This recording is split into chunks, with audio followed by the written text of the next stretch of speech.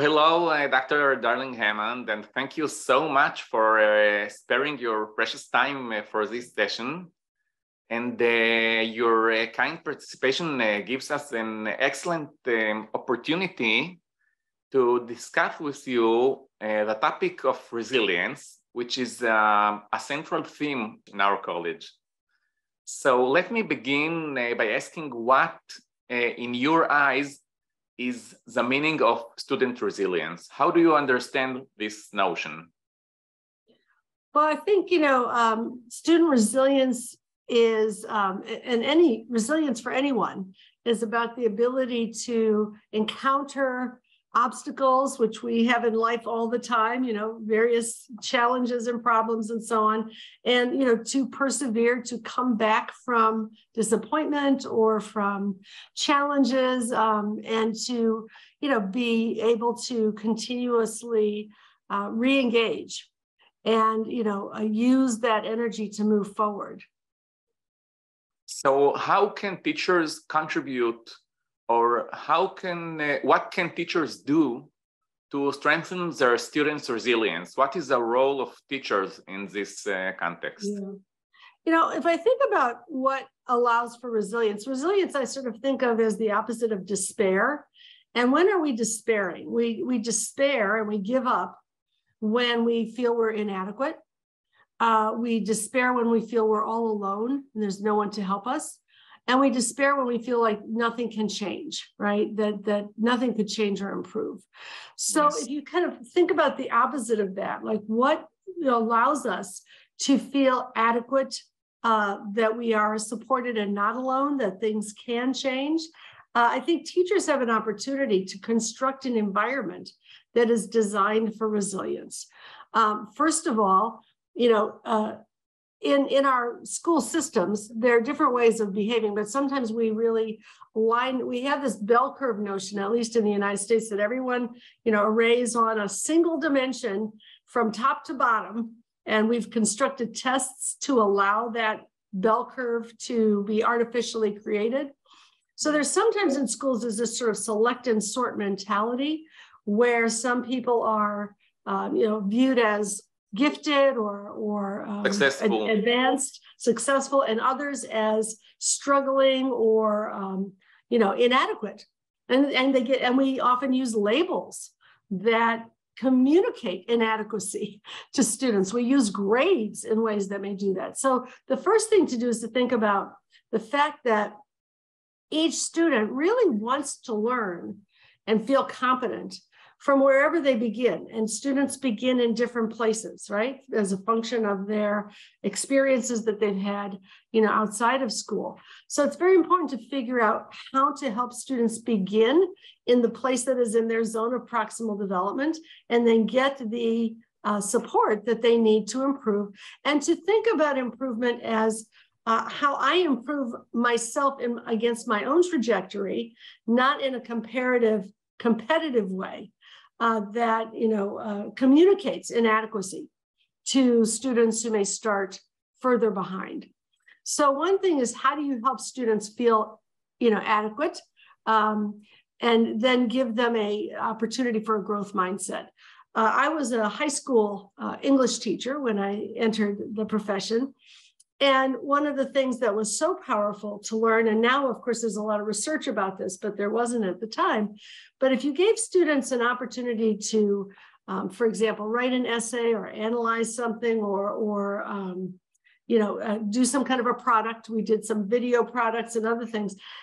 If they got the opportunity to get feedback and improve towards a level of competence, sort of a mastery learning approach, you could see that as they were able to make those improvements, and now we have rubrics and other things to communicate about all the ways in which we want students to understand what it means to do good work. But as they are able to do that, they gain in confidence as well as competence. So we need a pedagogy that is different than give a chapter, give a test, give a grade, give a chapter, give a test, give a grade. It's got to be a pedagogy of revision. Revision and redemption is what we called it in one of the schools that I helped to start, where students started in this high school way behind.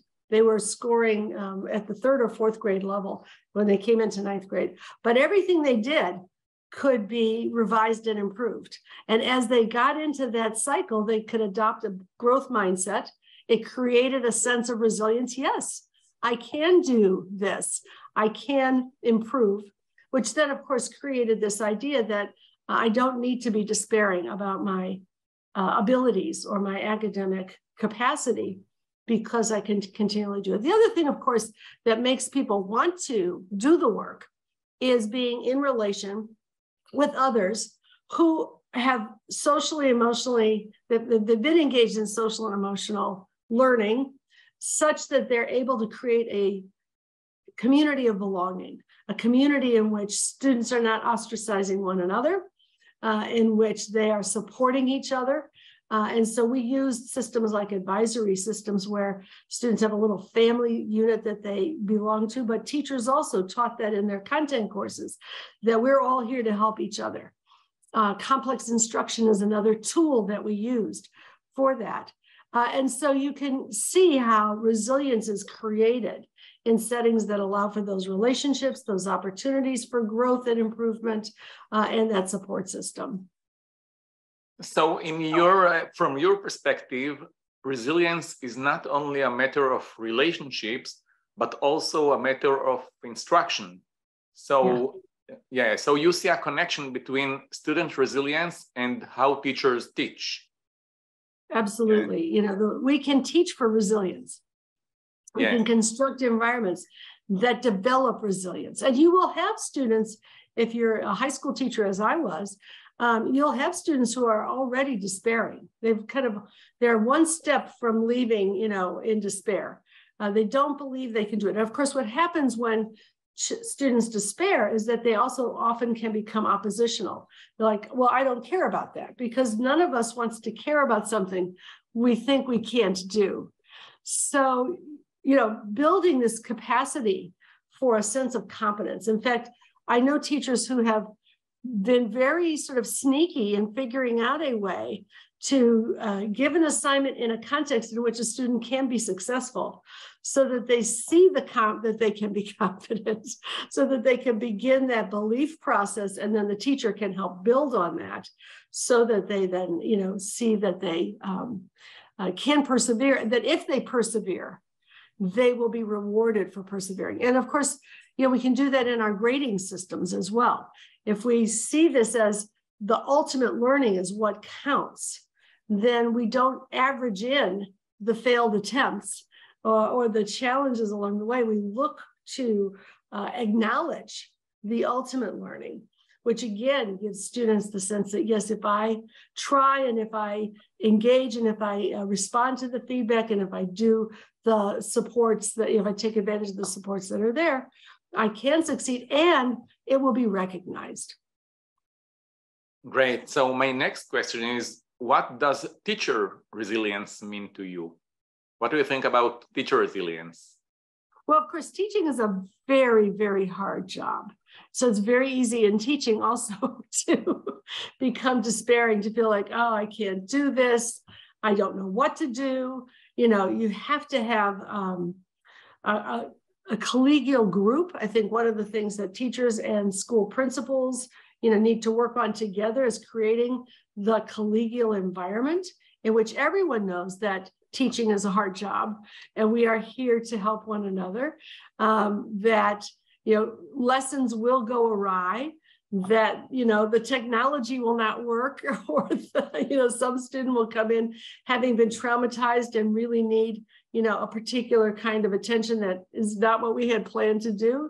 You have to go into teaching with a framework of understanding that it's not just delivering a lesson. First of all, you've got students there who have all kinds of experience. They're starting in all different kind of places. You're trying to figure out how to differentiate for their academic needs, but then there are also huge social and emotional events occurring in schools all the time.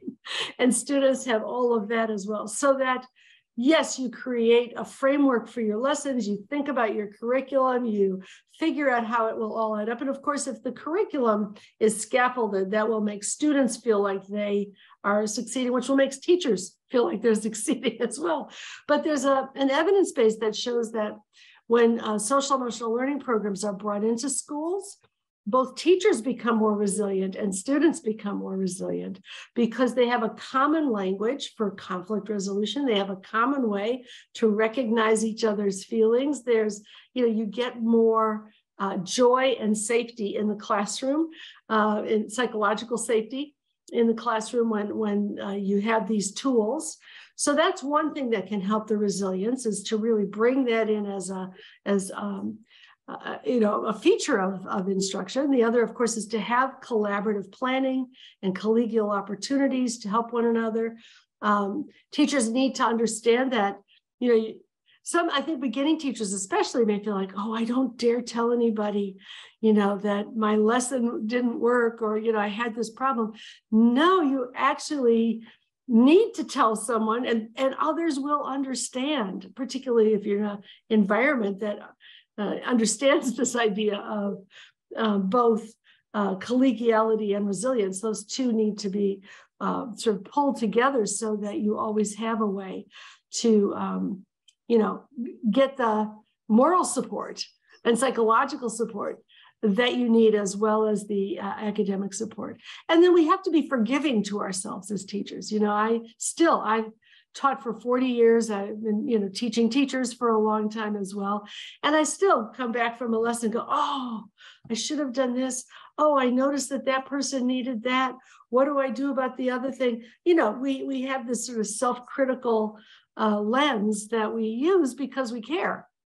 But you have to be able to forgive yourself, so to speak. You have to be able to turn that off a little bit. You can certainly think those thoughts, but then say, hey, let's think about what did go well, what can I do next, and understand that is the nature of teaching. Great, thank you. So I asked you about student resilience, and I asked you about resilience of teachers. And my third question is, what characterizes the resilience of principals, of school leaders in your eyes? Yeah, and that is such a lonely job. Many principals feel like I'm, here all by myself trying to manage all of these things, the internal environment, the external environment, so many people, so many challenges. And so again, I think it's some of the same principles for principals, LES and ALS. We just did a study actually at LPI about principal development. And one of the things, of course, we find is that being in relationship with other principals is very, very important.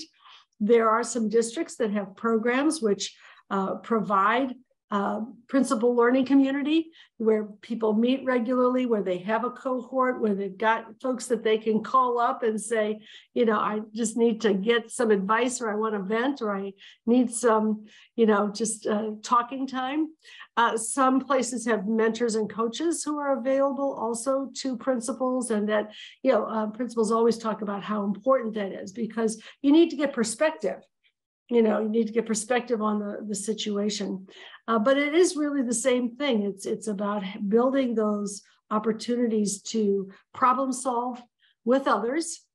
It's also taking stock, and I would say this is true for principals, teachers, and students.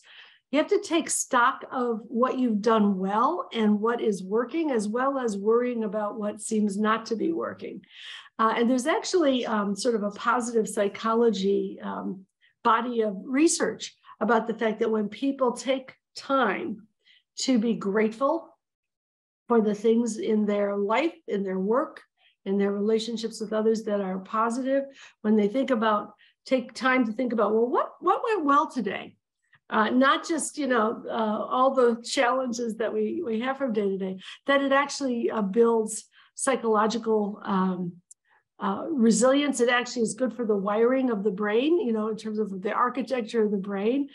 So, we all have to learn those tools also individually while we're building a collegial cohort of folks with whom we can do the problem solving that's needed. And of course, principals who create distributed leadership in the school, who share, the problem solving, the decision making, the ways in which the work gets done with others, hopefully providing time for teachers and parents and others to do those things, also have the capacity to be more resilient.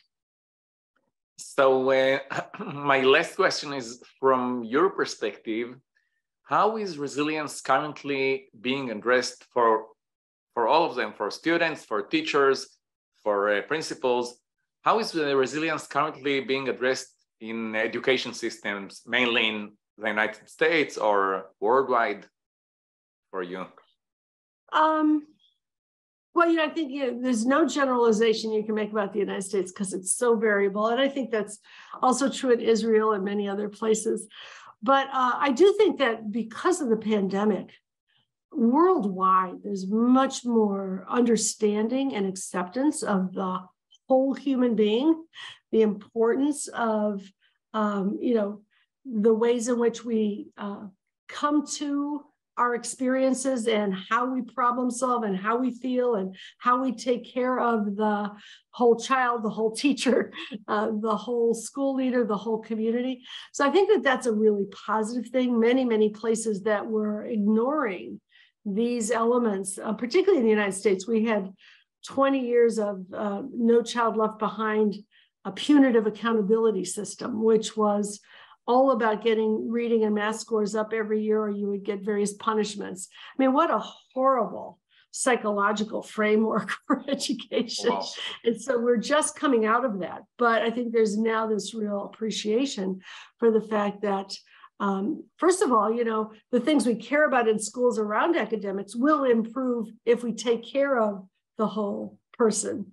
And that this is really an area of that schools are relational places, that resilience is important, that motivation is important, that perseverance is important, that in this era of learning recovery that is going on worldwide, that these are the features that are going to allow people to move forward, in a either post-pandemic or endemic world that we now live in. Thank you so much, Dr. Darling-Hammond. Thank you again for taking time out of your busy schedule to participate in this conversation. And thank you so much for your thought-provoking words. Thank you. My pleasure. Great conversation. Thank you. Thank you.